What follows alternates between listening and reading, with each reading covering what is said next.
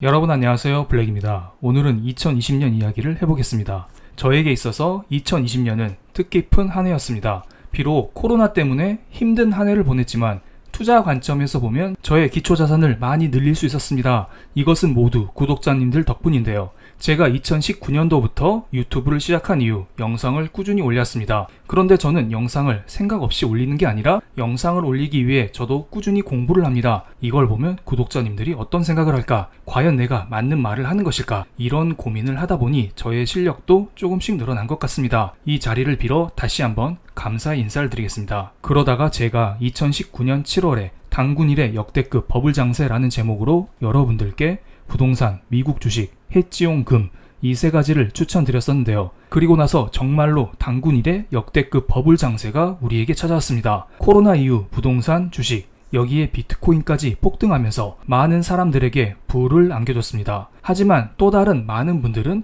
이런 기회를 잡지 못했습니다. 이런 버스에 탑승하지 못하신 분들을 향해 어떤 사람들이 벼락거지라는 표현을 써가면서 비아냥거리고 있는데요. 그런데 지금 코로나 이후 많이 올라왔었던 자산들이 고점 대비 많이 떨어졌습니다. 이제 여러분도 새로운 투자 기회를 찾아 나서야 하지 않을까요? 이번 영상에서는 어떻게 하면 우리의 자산을 불릴 수 있을지 차근차근 알아보겠습니다. 먼저 저는 3년 전에는 당군 일의 역대급 버블 장세가 펼쳐진다라는 이야기를 여러분께 드렸었는데요.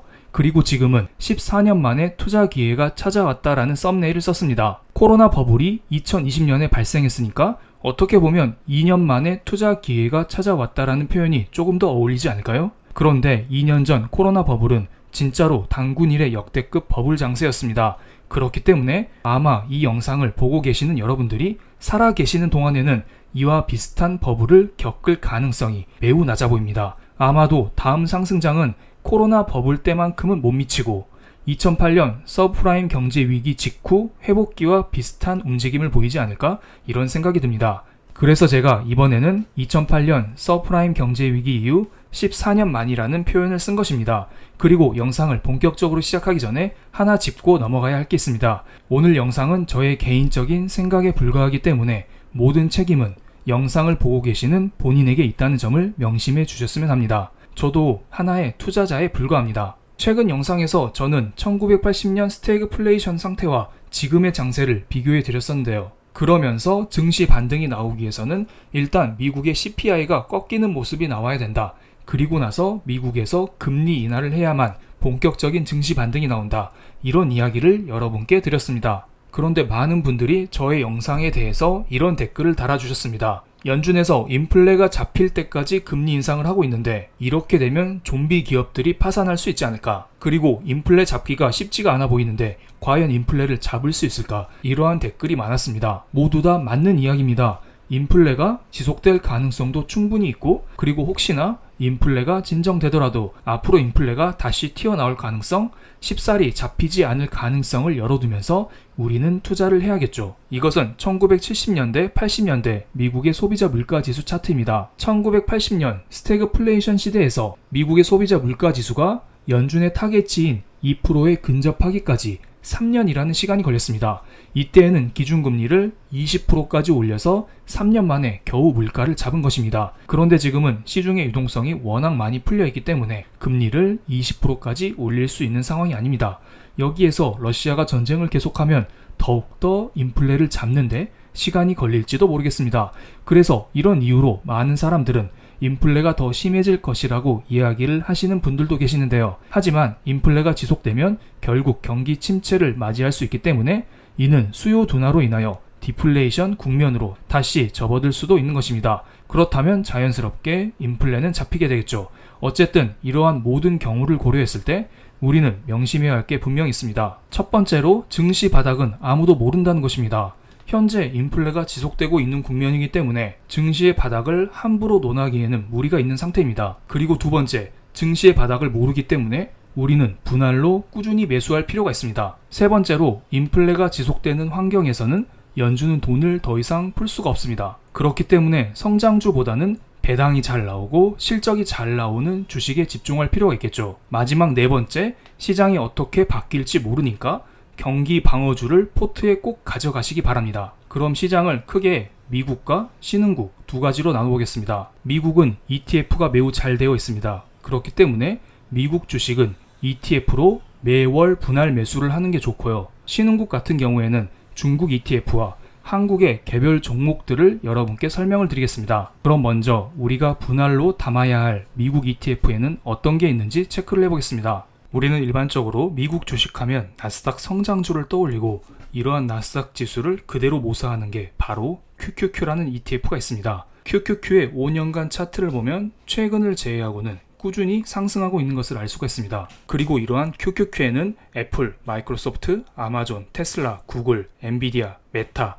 여러한 빅테크 기업들이 포진되어 있는 것을 알 수가 있습니다. 특히 애플과 마이크로소프트의 비중은 QQQ ETF의 비중 23%를 넘어가는 것을 알 수 있습니다. 그만큼 성장주에 특화되었다. 이러한 느낌이 팍 들죠. 그런데 제가 좀 전에 앞으로는 성장주보다는 배당과 실적에 모두 집중하자는 이야기를 했었죠. 그래서 좀 더 안정적인 대형주가 모여있는 S&P 500 지수를 추종하는 SPY, 스파이를 여러분께 권해드리고 싶습니다. 이것은 스파이와 QQQ를 동시에 비교한 것인데요. 최근 5년 동안 상승장에서는 스파이보다는 QQQ가 좀 더 우세한 모습을 보였지만 2022년 하락장에서는 QQQ는 거의 반토막이 났습니다만 스파이는 생각보다 크게 빠지진 않았습니다. 그만큼 스파이의 대형주가 많이 포진되어 있기 때문에 조금 더 안정적인 모습을 보이고 있다는 것을 알 수가 있고요. 그리고 스파이를 구성하는 섹터를 보면은 미국은 기술주가 원래 강합니다. 그렇기 때문에 기술주의 비중이 당연히 높지만 금융이나 헬스케어,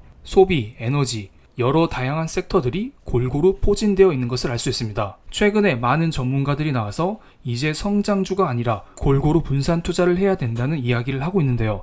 만약에 여러분이 스파이에 투자를 하면 자동으로 분산 투자를 하게 되는 것입니다. 물론 미국 주식 내에서 분산 투자를 하는 것입니다. 만약에 여러분이 신흥국, 원자재, 채권 이런 쪽에 분산 투자를 하고자 한다면 스파이가 아닌 다른 쪽에 관심을 가져야겠죠. 그리고 이것은 스파이를 구성하는 종목입니다. 애플이 6.5%, 마이크로소프트가 6% 정도를 이루고 있고요. 나머지 대형주들이 3%, 2% 이런 식으로 구성이 되어 있습니다.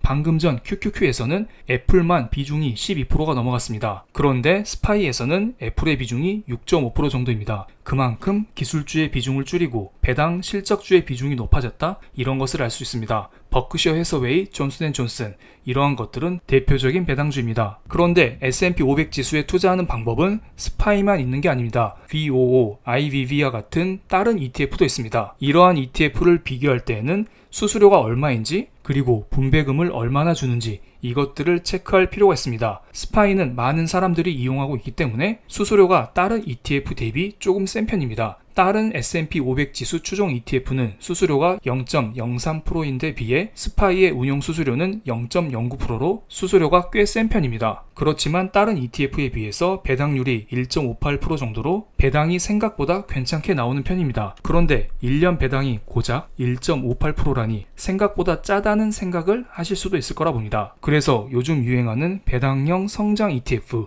SCHD 이것을 여러분께 권해드리고 싶습니다. 성향에 따라 다르겠지만 SCHD와 SPY 이 두 가지를 적정한 비율로 섞어서 달마다 적립식으로 투자하면 괜찮지 않을까요? 성향에 맞춰서 5대5 혹은 6대4 이 정도로 SCHD와 스파이 이것을 적립식으로 투자하는 것을 권해드리겠습니다. 참고로 이것은 SCHD의 최근 5년간 차트입니다. 2022년 조정장에서 큰 폭의 하락 없이 꽤 선방하는 것을 알 수가 있습니다. 그리고 SCHD는 종목을 고르는데 깐깐하기로 유명합니다. SCHD의 종목 선정 기준은 다음과 같습니다. 리츠는 제외하고 10년 연속 배당을 늘린 기업을 추립니다. 그리고 ROE, 배당, 현금 흐름 같은 것을 내부 알고리즘에 의해서 점수화를 시켰고 하나의 섹터에 편중되는 것을 막기 위해 하나의 섹터 비중을 25% 미만으로 가져갔습니다. 또한 개별 종목의 비중도 4% 미만으로 관리하고 있습니다. 그리고 SCHD의 운용 수수료는 0.06%로 스파이에 비해 저렴한 편입니다. 또한 배당률 역시 3.33%로 꽤 높은 것을 알 수가 있습니다. 3%의 배당이면 ETF 치고는 꽤 많이 주는 것입니다. SCHD의 구성 섹터는 다음과 같습니다. 스파이 같은 경우에는 아무래도 기술주의 비중이 상대적으로 높은 반면에 SCHD 같은 경우에는 파이낸스, 금융 섹터의 비중이 가장 많죠. 그 다음에 소비재, 기술주, 헬스케어 이런 식의 비중을 보이고 있습니다. 그리고 SCHD의 구성 종목을 보면 다음과 같습니다. 많은 ETF가 애플을 가장 큰 비중으로 담고 있는데요. SCHD는 머크를 가장 큰 비중으로 담고 있습니다.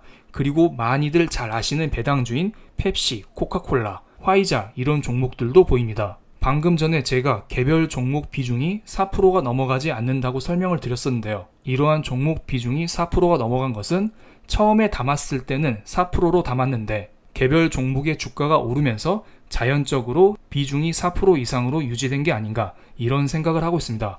그게 아니면 다른 종목의 주가가 떨어지면서 상대적으로 지금 보고 계시는 종목들의 비중이 늘어났다 이렇게 생각을 하셔도 될 것 같고요. 그래서 여러분들은 SPY나 SCHD 이러한 ETF를 매월 적립식으로 담아가는 게 좋을 거라 봅니다. 하지만 달러로 환전해서 미국 주식에 투자하기를 꺼려하시고 불편해하시는 분들이 계시죠. 이러한 분들도 충분히 한국 돈으로 미국 주식을 매수할 수 있는데요. 한국에도 이러한 미국 ETF를 추종하는 상품이 많습니다.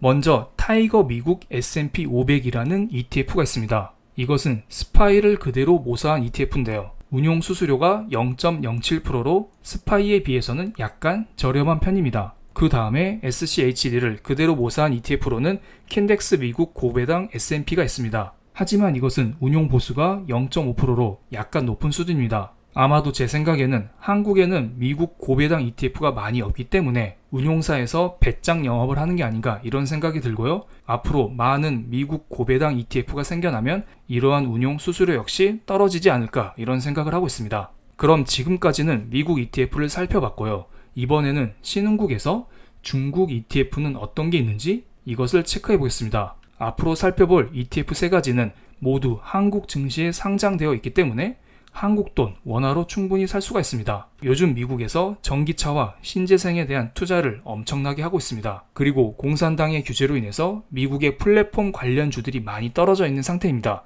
그렇기 때문에 저는 이렇게 3가지 테마형 ETF를 들고 왔습니다. 타이거 차이나 전기차 솔렉티브, 타이거 차이나 클린 에너지 솔렉티브, 타이거 차이나 항생테크 이렇게 3가지입니다. 시가총액은 차전차가 압도적으로 높습니다. 차전차 ETF가 4조 원을 넘어갔습니다. 그만큼 한국의 개미 투자자분들이 많이 투자를 했다 이런 것을 알 수가 있겠습니다. 그 다음에는 한국 주식을 설명드리겠는데요. 한국 주식은 요즘에 힘이 없는 상태입니다. 중국은 부양 정책으로 인해서 증시가 활활 타오르고 있지만 그에 비해 미국 긴축을 그대로 맞은 한국은 속절없이 무너지고 있습니다. 이러한 장세에서는 매출액 대비 잉여 현금 흐름 비율이 높은 회사를 선호하게 됩니다. 그래서 현금이 많은 회사 13가지를 추려봤습니다. 이것들은 참고로 봐주시면 감사하겠습니다. 그런데 여기에서 이런 질문이 나올 수가 있습니다. 지금 증시가 좋지 않은데 도대체 언제까지 분할 매수를 해야 되냐? 나에겐 돈이 한정적인데 어떻게 무한대로 분할 매수를 할 수 있냐? 이러한 질문을 하시는데요. 가장 이상적인 방법은 본인의 월급 일부를 떼어서 주식을 매수하는 것입니다. 한 달에 33만 원 정도는 연금 저축을 활용해서 매수를 하시고요. 이렇게 되면 1년에 400만 원 한도의 세액 공제를 채우게 됩니다. 그리고 나머지 금액은 본인 성향에 맞춰서 제가 소개시켜드린 ETF 종목들을 매수하는 게 어떨까 이런 생각을 하고 있습니다. 그런데 기간을 정해놓고 매수하고 싶으신 분들은 전에 제가 설명드렸던 이 그래프를 다시 한번 설명드리면서 분할 매수 타이밍까지 잡아드리겠습니다. 1980년대 증시 바닥이 나왔던 시점은 82년 7월 달이었습니다. 그런데 82년 7월 달에 미국의 본격적인 금리 인하가 있었죠. 그리고 그 이전 81년 중반에 미국의 기준금리가 피크를 친 게 확인이 되었습니다. 여기서 알 수 있는 것은 기준금리가 피크를 쳤다고 해서 왼쪽의 녹색 그래프 S&P 500 지수가 그대로 반등하는 게 아니라 쭉 떨어지는 것을 알 수가 있죠. 시장에서 기준금리를 본격적으로 인하했다. 미국이 완화적으로 돌아섰다. 이러한 움직임이 확인되어야 미국의 S&P 500 지수가 반등한 것을 알 수가 있습니다. 그렇기 때문에 우리는 기준금리가 피크를 칠 때 혹은 본격적인 금리 인하가 될 때 이때까지는 꾸준히 분할 매수하는 게 낫지 않나 이런 생각을 하고 있습니다. 현재 연준에서는 23년 2분기 때 기준금리 피크를 친다는 가정을 하고 있고요. 본격적인 금리 인하 사이클은 24년 말로 생각을 하고 있습니다.